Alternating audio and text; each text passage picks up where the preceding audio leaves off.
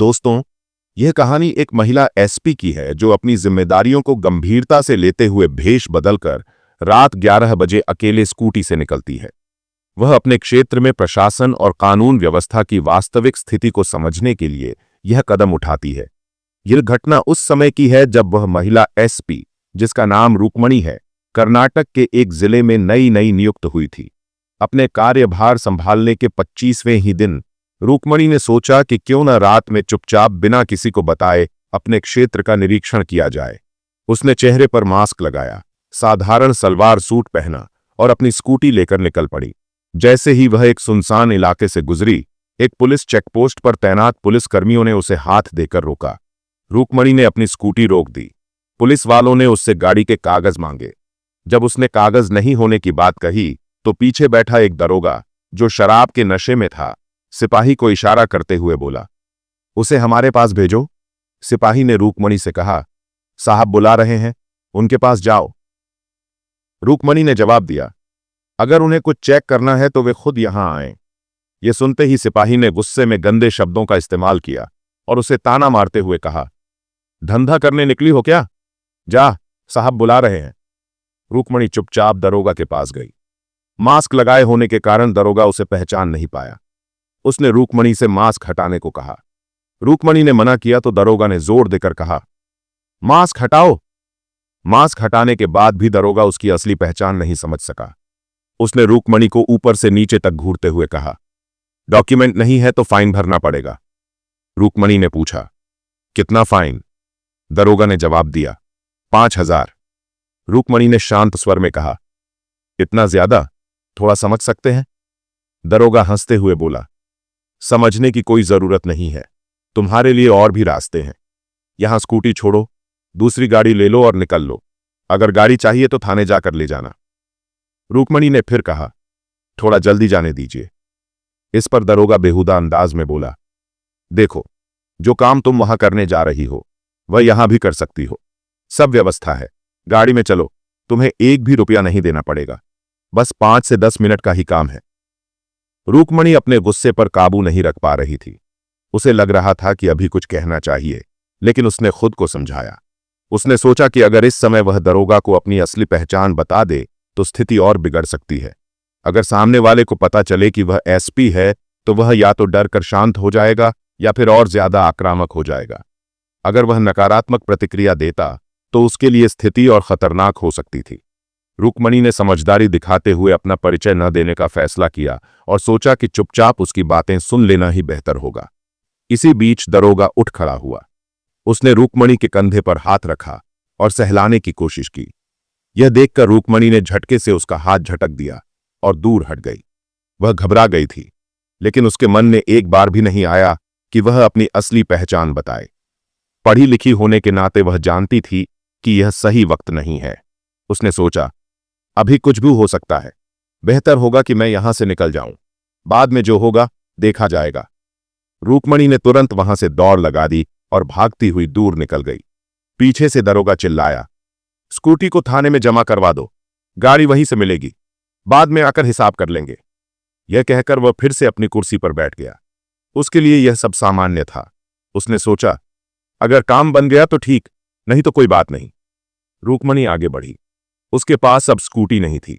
वह सोच रही थी कि ड्राइवर को कॉल करके गाड़ी मंगवा ले या प्रशासन को सूचना दे। जैसे ही वह दौड़ते हुए आगे बढ़ रही थी, अचानक उसने सड़क के किनारे एक गोलगप्पे वाला लड़का देखा। वह अपनी दुकान समेट रहा था।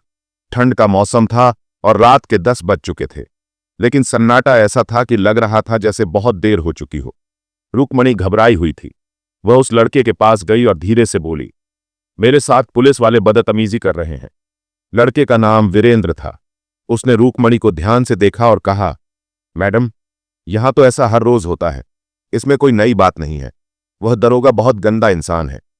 रुक्मणी ने बताया कि उसे किसी दूर की जगह जाना है जो लगभग 15 किलोमीटर दूर थी। वीरेंद्र ने तुरंत कहा, अगर आप मुझ पर भरोसा कर सकती हैं तो मैं आपको छोड़ देता हूं। यहां इस समय आपको कोई गाड़ी नहीं मिलेगी, मैं किसी से बाइक लेकर आता हूं।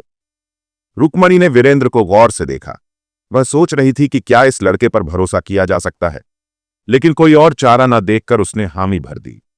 वीरेंद्र ने पुलिस वाले इलाके से पहले ही रास्ता बदल दिया और उन्हें देखते ही एक कट लेकर दूसरी गली में मुड़ गया। थोड़ी दूर जाने के बाद वह एक छोटे से घर के सामने रुका। उसने दरवाजा खोला और रुक्मणी से कहा, आप यहां बैठिए, मैं बाइक का इंतजाम करके आता हूं। रुक्मणी ने उसे रोकते हुए पूछा, तुम यहां अकेले रहते हो और क्या काम करते हो? वीरेंद्र मुस्कुराते हुए बोला, मैं उत्तर प्रदेश का रहने वाला हूं और यहां गोलगप्पे बेचता हूं।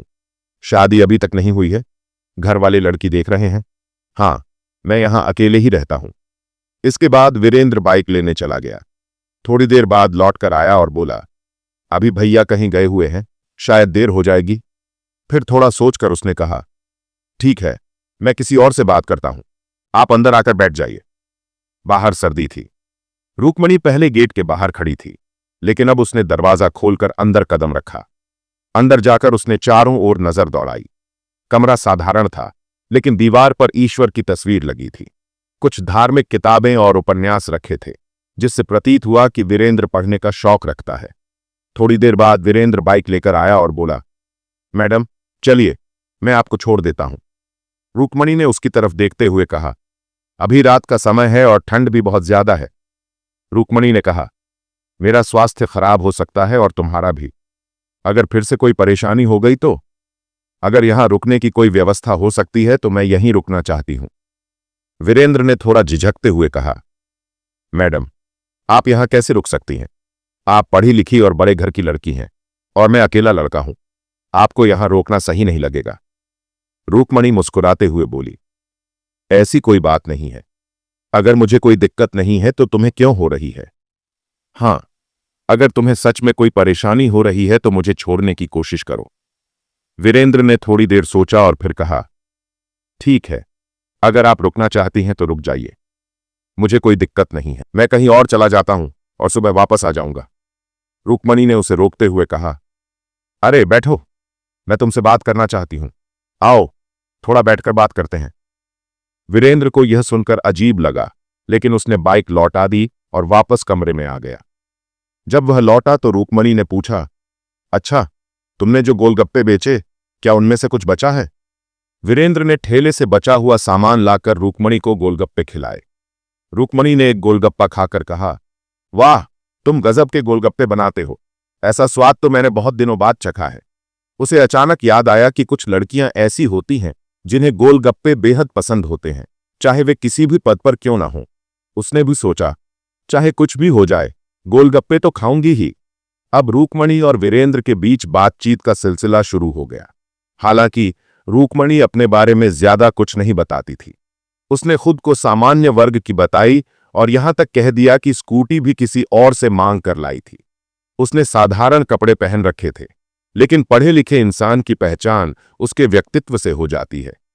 वीरेंद्र को यह समझ आ गया था कि रुक्मणी पढ़ी लिखी और समझदार लड़की है। रुक्मणी ने वीरेंद्र से उसके बारे में पूछना शुरू किया। वीरेंद्र ने अपनी गरीबी की कहानी सुनानी शुरू कर दी। उसने बताया कि वह गोलगप्पे बेचता है क्योंकि उसका परिवार आर्थिक रूप से कमजोर था। हालांकि वह अब भी घर पैसे भेजता था और परिवार की स्थिति अब अच्छी हो चुकी थी। गोलगप्पे बेचकर भी अच्छे पैसे कमाए जा सकते हैं, लेकिन मैं अपनी सादगी में खुश हूं, वीरेंद्र ने कहा। वह किताबें पढ़ता था और खाली समय में खुद को बेहतर बनाने की कोशिश करता था। ठंड काफी बढ़ गई थी। वीरेंद्र के पास सिर्फ एक रजाई थी, जिसे दोनों ने पैरों पर ओढ़ रखा था और बातें कर रहे थे।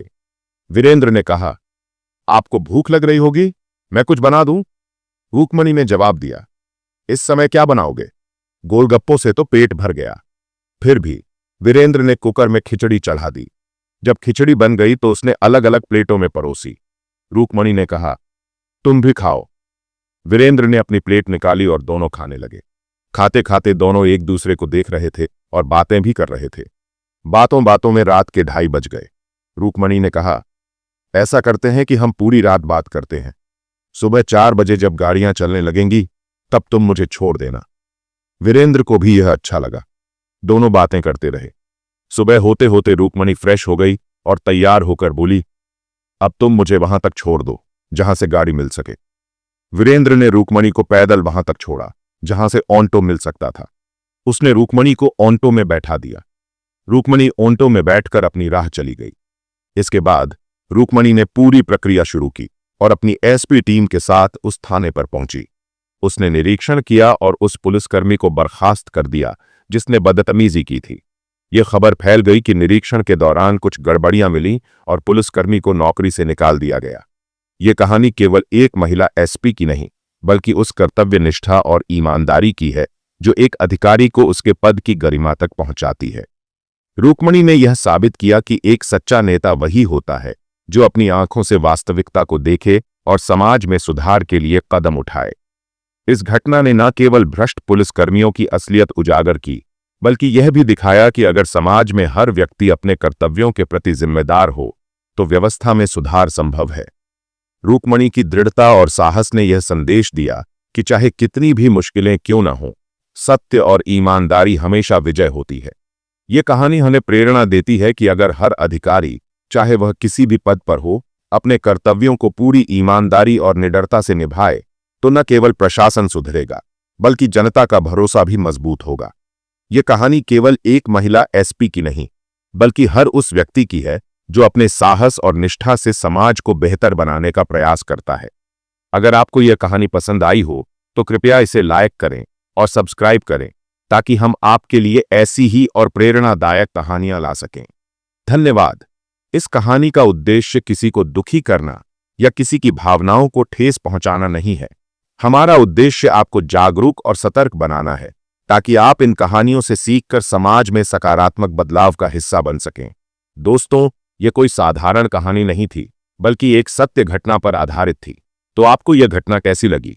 अगर आपको यह वीडियो पसंद आया हो तो कृपया इसे लाइक करें और कमेंट बॉक्स में जय श्री राम लिखें। साथ ही हमारे चैनल को सब्सक्राइब करना न भूलें। धन्यवाद। जहां भी रहें, सुरक्षित रहें और सचेत रहें। दोस्तों, अपना कीमती समय देने के लिए बहुत बहुत धन्यवाद।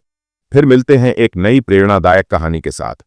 तब तक के लिए आप सभी का बहुत बहुत धन्यवाद।